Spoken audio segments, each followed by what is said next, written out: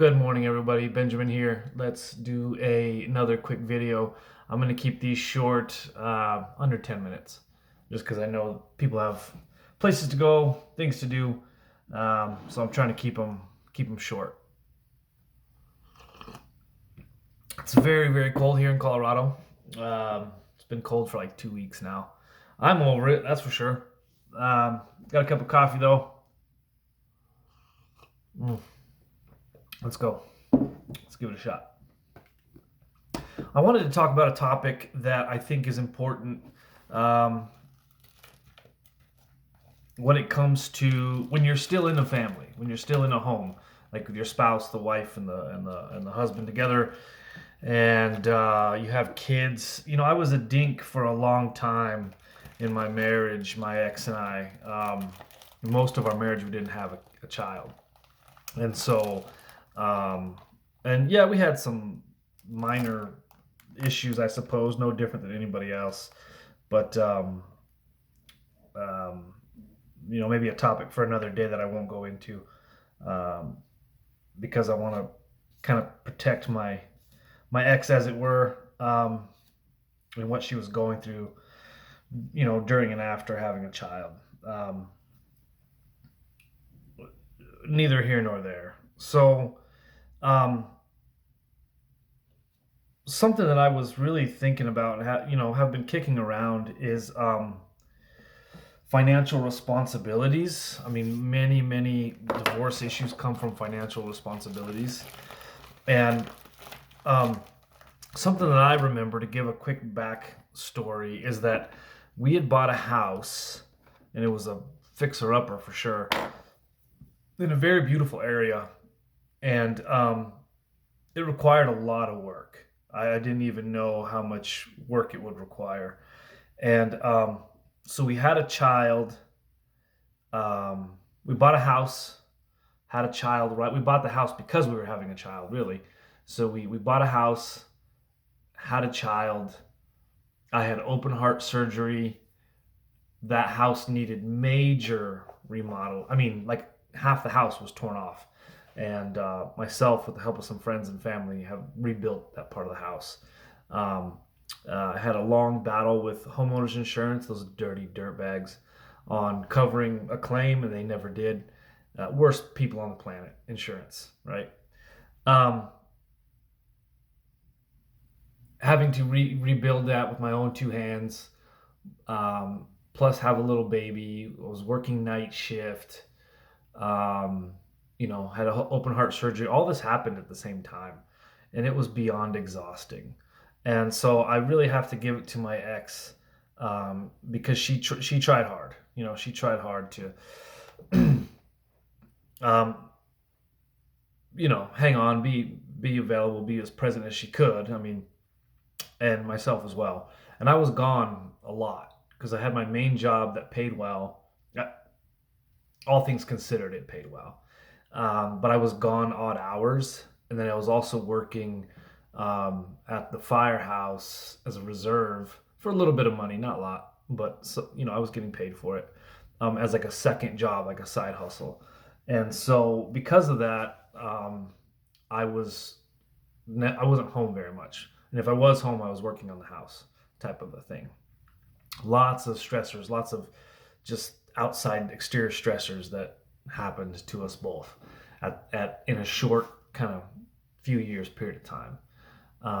I left the firehouse once I realized it was too much. Like, I was gone all the time. I was never home. I never got to see my son that first year, probably a year and a half. Um, and so it was a no-brainer to me. Do I get hired on at this full-time fire department for 18, $19 an hour, or do I just keep my main job, that paid relatively well? So reduce. You got to reduce one job. You can't. I couldn't do it, and I could see the writing on the wall, and so I left the firehouse. Um, Perhaps prematurely. I tried really hard to get in over there, and put in a lot of hours and time, but I was beat, man. I was exhausted, and so was she, for that matter. And so, um, it made sense in my rational brain to keep my main job and let this dream job go. That may have been a bad thing, but neither here nor there at this point. But what I'm trying to bring up, I'm trying to get at is what I wish women understood about their husbands, what I wish they understood about their work and their work schedules and working overtime and pulling extra shifts or having a side hustle. It was our desire at the time that she would stay home. She would stay home and be a stay-at-home mother, and she was for that time. She was a stay-at-home mom, and not easy to do. Turns out it's not what it used to be. Living on one income um, is just not almost not feasible anymore, unless you're just some class act guy that's just crushing it out there, which is what I'm going to get to. So one thing I wish women understood, and especially Christian women understood about their husbands and his work, is that he doesn't like it any more than you do. He doesn't want to be there any more than you do. You'd rather have him be home, helping out around the house, helping with the kids. So would he. So would he. But if you decide to have a stay-at-home family, stay-at-home spouse, staying home and raising kids, um, I'm not saying this is true for everybody, but it's true for most people. I mean, I've got good friends across the street here that the wife is a stay-at-home mom, stays home and homeschools the kids. He works an average job and makes an average salary, in my opinion. And in fact, they've both kind of said as much. How it's not easy. She had to take on a side hustle as well to help augment funds. Augment funds. But something that Scripture says about work for a man, it says that, and there's context behind this, okay, but just take it on face value, that if a man doesn't work, he doesn't eat. If he doesn't work, he doesn't eat, right? And the big one that I was thinking of the other day was well, that if a man doesn't work, he doesn't eat, is Second Thessalonians, right? But this other one, this one is hard to handle, man. It's 1 Timothy 5:8. It says, anyone who does not provide for their relatives, and especially for their own household, has denied the faith and is worse than an unbeliever. And there's context behind that. He's trying to stave off laziness in the church, really is what it is, and trying to be exemplary, right? But and just not sucking and mooching off of people in the system, as it were. If you don't provide for your relatives, and especially for your own house, you have denied the faith, and you're worse than an unbeliever. Like, you're not even a Christian at that point if you refuse to provide. Now, here, ladies, this is something I wish they knew about husbands. They know they're failing, or at best they're trying. In my situation, we were never broke. We never skipped a bill. We never missed anything. We never missed a meal. We were not poor, but we certainly, and we didn't live paycheck to paycheck necessarily for a very short period of time. But we had good practices, and we didn't fumble in that. We never went into negative or anything like that. But we certainly weren't crushing it in the finance game, let's say. And so your husband knows he's under the gun. Not only does he feel it from societal pressures, maybe family pressures, but even his own belief system calls him into question. And then if you have a wife on top of that just despises her husband for not just absolutely crushing it. Boy, I had a conversation with a couple not too long ago. Similar situation, like most people. They have a few small kids. She stays at home. He makes average, slightly average salary, but like here in this market, housing market, in fact, we were talking about it, like, oh, we'll never be able to afford a home. She's rolling her eyes like, oh, I wish, but we'll never be able to afford a house in this area, rolling her eyes, this type of thing. And you could just feel it. You could feel it. Like, she's disappointed. She's upset. She's ashamed of the situation. It felt like she's regretting her decision to marry this guy, right? And so, ladies, if you're just this soggy wet blanket of like, why did I strap myself with this loser? Why did I, um, uh, why? How did I get myself into the situation with this dumbass? He's not a great provider or whatever. It's like we already know, we already feel the pressures of not making six figures a year. We already feel the social, especially like in the church, the social structure and the pressures of not just being out there, just being an absolute savage businessman, just killing it, right? And then you have your wife just like a wet blanket, just resenting everything about you because you're not just like crushing it, right? And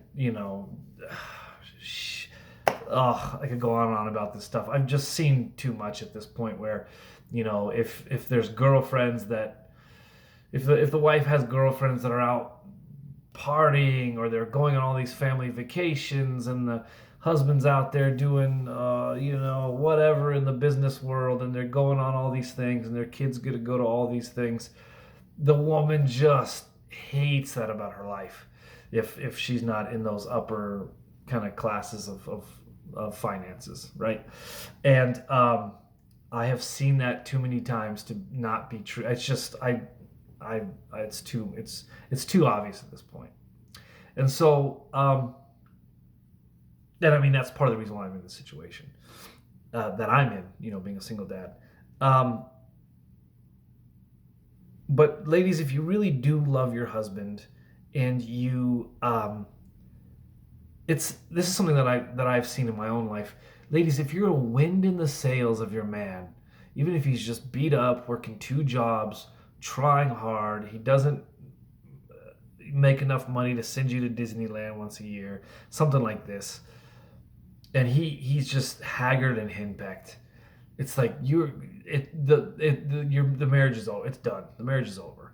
But I think that there's a special kind of woman, and not that it's up to her fully, not fully, but this woman that can be a real wind in the sails of her man, a real wind at his back to encourage him and bless him and assist him, and you guys build together.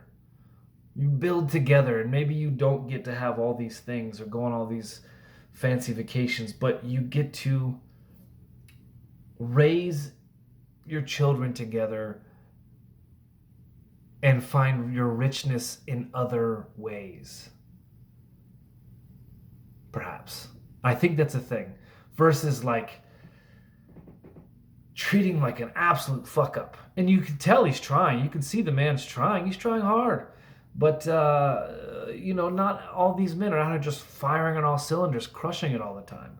Like most men are pretty basic and pretty boring. They try hard. They're useful workhorses. But, they're not out there. And I know, I know this is a thing. I'll go into some of this stuff at another time. But I wish Christian women understood this about their husbands. They know that even their own belief system calls them into question if they're not, if they're being lazy. Yes, if they're being lazy. But if they're trying, no, it's not true. And you have a good man on your hands. He is trying. If he's a lazy fuck, I don't know why women like those guys, but they do. Lazy, drug addict, felons, whatever it is. I don't know. But if your man's a decent man, he's worth his weight in gold in that he's a trying man. He'll work extra hours, or he's not going to take all this extra time off or something. He's trying hard to support and supply for his family. Then you have a good man on your hands. And so being this just wet blanket of contempt and disagreeableness all the time because he's not class act banker or something is overstepped. And at this point, it's tired. It's a tired, worn out trope at this point. Just this wet blanket nagging wife. There's this fun thing on the internet I saw there. It's just kind of making like a fun meme of divorce. It's pretty good. It's called Divorce Dads, the card game. Divorce Dads, the card game. It's called The Age of Alimony, and it just goes through all these hilarious. It's just a trope at this point. Divorce is a meme at this point. It's just so common and so normal, and these dads always end up in, not always, but oftentimes in a really bad setup with divorce and having to pay all these extra things for God knows what reason. Um, I mean, it's just that nagging wet blanket isn't helping anybody. It's not helping anybody. It's certainly not helping marriages and children. Of course, men have their place too. Of course, I'm not. You know, I take that into account. But that's the last thing I want to say. Your husband already knows in your eyes he's failing. Your husband already knows in your eyes he's failing, but he is trying. And if you can come alongside him and be that wind in the sails and the good encouragement and the good um, a good place for him to land at the end of the day, um, watch him get up and go be a workhorse on your behalf again and again and again and again. Contrasted to that wife that is just abhors her husband because he's, you know, failing, right? That's a thought. He already knows. He already knows. His own faith calls him into question for the lazy man. But for the man who's trying, um, I would say we need to come underneath those men and behind those types of men, those good fathers, those guys that are attempting to be good fathers, they're attempting to be good husbands, and we need to lift them up. They're the last safe bastion in America, is these good men that are trying hard. That's a thought for today. Hope everybody has a great day, and we're all just waiting for springtime, man. It's going to be a while yet, but we're all just ready for it, man. Hope everybody's doing well.